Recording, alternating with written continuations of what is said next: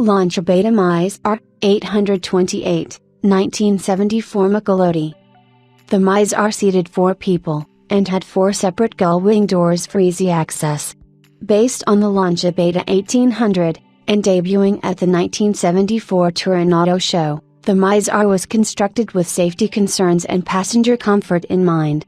To make other drivers alert, the exterior was painted light orchid.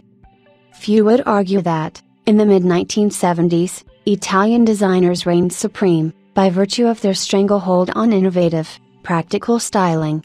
Manufacturers beat a path to their doors from America, Japan, Australia, Korea, and many major European producers. Even communist bloc car makers sought out the Italian design studios.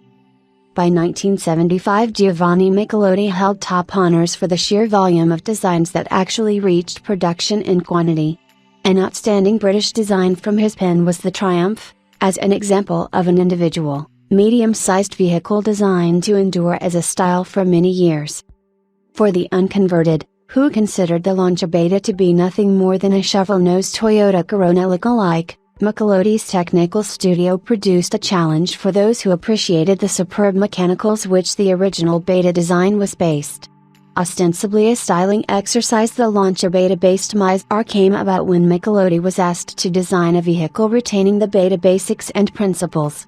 "Design something new in the field of 4-door vehicles," said the brief. And that was no small task. By definition, a berlina is a car concept that does not allow very much freedom, or space, to permit changing style in a major fashion. Those who often don't know any better criticize mini sedans, basing judgment on appearance alone, disregarding the ability, the usefulness, or even the very soul of the designer's creation. Additionally, production techniques even to this day often impose changes in style, which can detract from the original concept envisaged by the designer.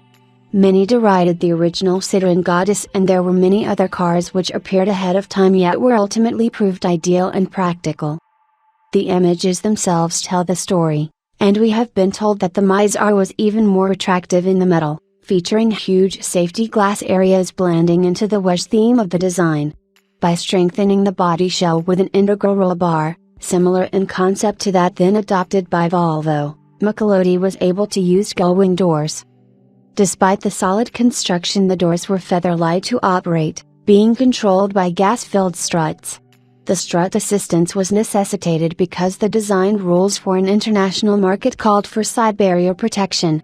The studio overcame this problem with massive high-tensile aluminum boxes under the door skin. But the car was more than a pretty face and gull-wing doors. Essentially, it was a 4-seater. The finished prototype used an eye-catching purple, violet combination of carpet and material trim for the contoured, comfortable seats. Safety experts were impressed with the smoothness of the padded dash, which was the essence of simplicity, yet still incorporated complete instrumentation, veglia, in the Italian fashion. A full-length center console fulfills the functional purposes of housing the 5-speed gear change lever, in-car entertainment equipment, small item stowage plus ducting for a heating and air conditioning system that was, it was claimed, in the Jaguar XJ12 class.